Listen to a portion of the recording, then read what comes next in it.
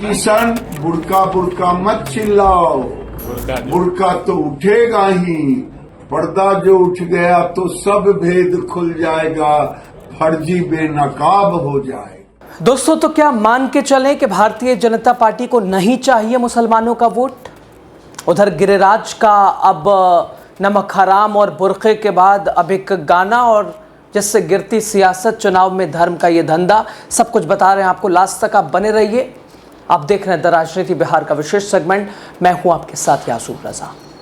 दोस्तों, जब चुनावी बिगुल बज जाता है तो सियासी बयान भी अपनी गर्मी लेकर आते हैं, लेकिन जब शब्दों में धर्म की चिंगारी हो तो मामला सिर्फ राजनीति तक सीमित नहीं रहता।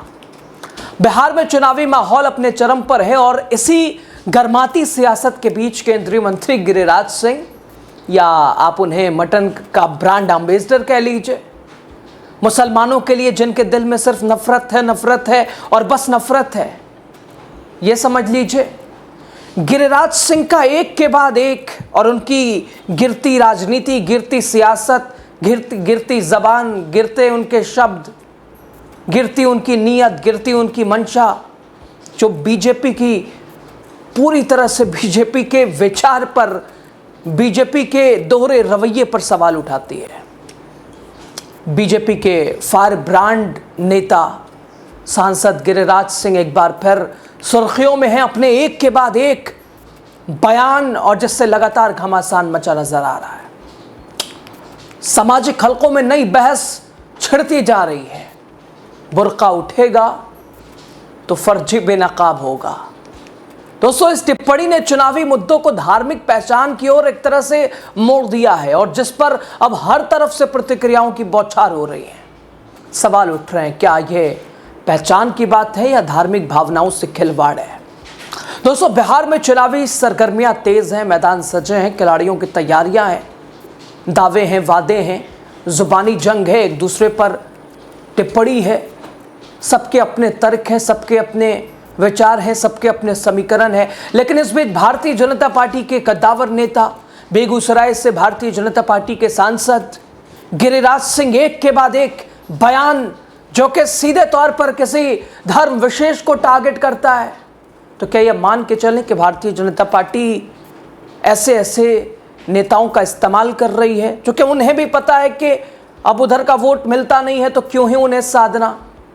अरे, सरकारी योजनाओं का अगर लाभ सभी के लिए है और उस लाभ को लेने के बाद भी अगर वोट कोई ना दे तो क्या उन्हें नमक हराम कहा जाएगा? दोस्तों, बिहार में चुनावी सरगर्मियां तेज हैं और इसी बीच केंद्रीय मंत्री गिरिराज सिंह ने विवादित बयान दिया है और गिरिराज सिंह ने कहा कि बुर्का तो उठेगा ही और पर्दा जो उठ गया तो सब भेद खुल जाएगा, फर्जी बेनकाब हो जाएंगे। पता नहीं किसकी ओर इशारा कर रहे हैं गिरिराज।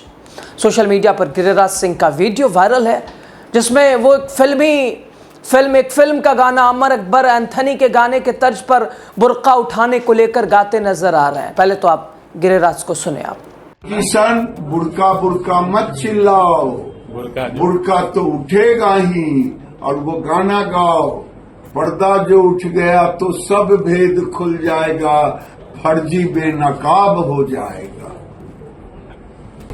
हाय तौबा करके मुसलमानों के वोट को लेने के लिए ये हमको बदनाम कर रहे हैं।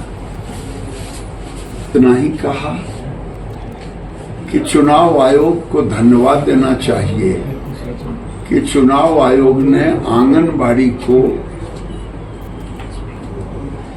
बुर्का उठाने के लिए जिसको शंका होगा रखे। मैं धन्यवाद देता हूं और मैं कहता हूं अपोजिशन से, आप क्यों डरते हो? गाना नहीं है, पर्दा जो उठ गया तो सब भेद खुल जाएगा। ये बुर्का के नाम पर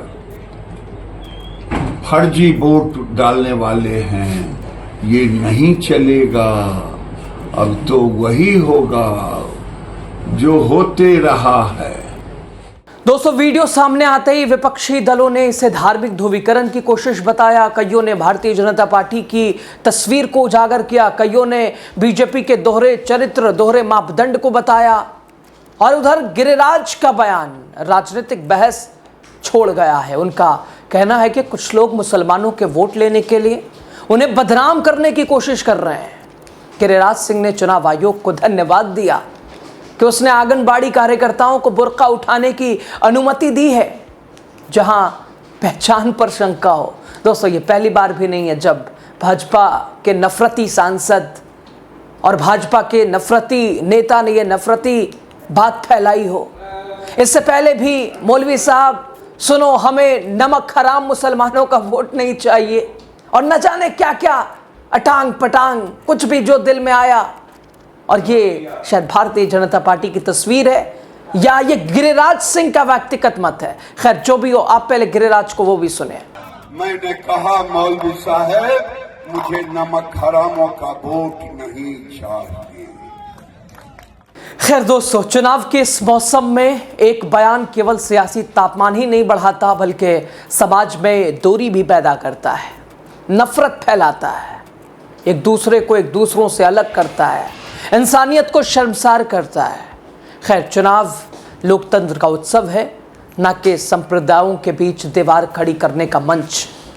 गिरिराज का बयान, उससे जुड़ा वायरल वीडियो चुनावी विमर्श को विकास से हटकर धर्म और पहचान के रास्ते पर मोड़ रहा है। दोस्तों, चाहे वो चुनाव आयोग की प्रक्रिया की बात हो या व्यक्तिगत मतदाताओं की धार्मिक पहचान, यानी इस नाजुक संतुलन को बनाए रखना हर जिम्मेदार नेता की जिम्मेदारी है। लेकिन गिरिराज ये समझेंगे? खैर, इस पूरे प्रकरण ने एक बार फिर ये सवाल उठाया कि क्या चुनाव के नाम पर धार्मिक भावनाओं से खेलना अब सामान्य होता जा रहा है? और अगर हाँ, तो इसकी कीमत कौन चुकाएगा? अगर हाँ, तो इसकी कीमत क्या समाज चुकाएगा या इसकी कीमत लोकतंत्र चुकाएगा? दोस्तों, क्या ये लोकतंत्र और संविधान की बात है? क्या ये लोकतंत्र के दायरे में सांसद महोदय कर रहे हैं?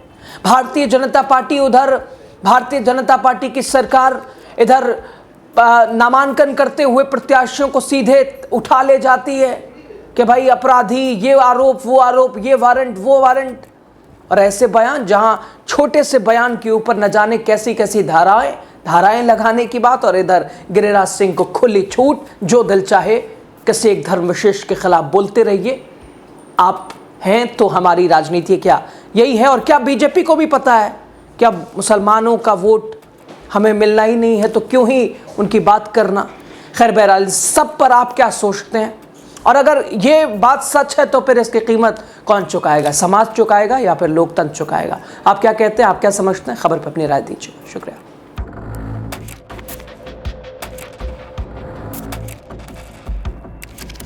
किसान, बुर्का बुर्का मत चिल्लाओ, बुर्का तो उठेगा ही। पर्दा जो उठ गया तो सब भेद खुल जाएगा, फर्जी बेनकाब हो जाएगा।